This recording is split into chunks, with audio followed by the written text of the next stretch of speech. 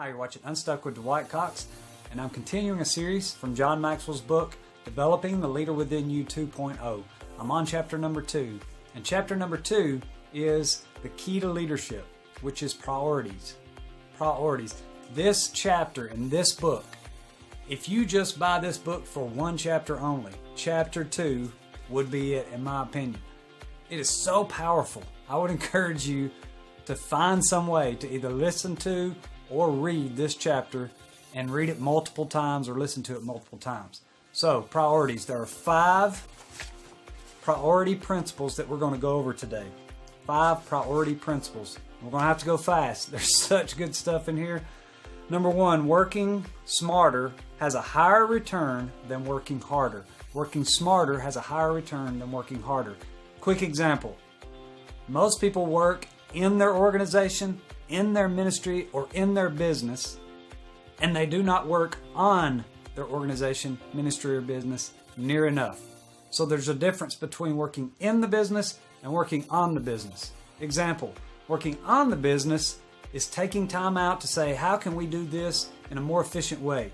Who could we hire or who could we recruit to help us multiply our efficiency or our progress or our work or our ministry?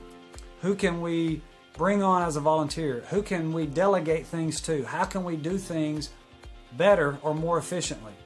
That is working on the business instead of just working in the business all the time. The next one, you can't have it all. Principle number 2, you can't have it all. I would also say you can't do it all. You can't be it all. So, prioritizing what your organization does and narrowing the focus.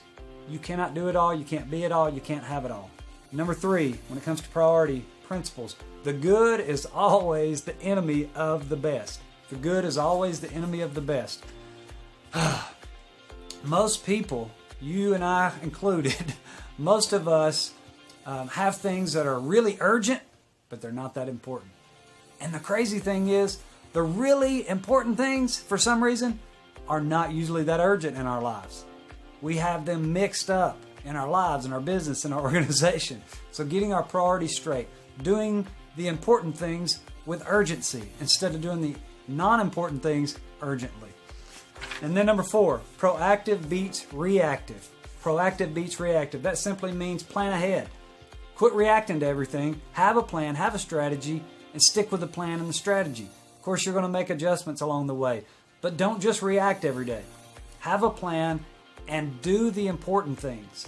Make them urgent. Number 5, the important needs to take precedence over the urgent. Again, the important needs to take precedence over the urgent. Make sure that you have the important things even written down so that you can see them every day. So whenever you start straying, you start being pulled away by things that are, quote, urgent, even though they're not really that important, you can bring the ship back into line. You can line your priorities up with your urgency and your urgency with your priorities. Guys, get this book. Read chapter 2. Of course, read all the book, but chapter 2 is worth the buy. I hope you have a great day, and never forget that everything rises and falls on leadership.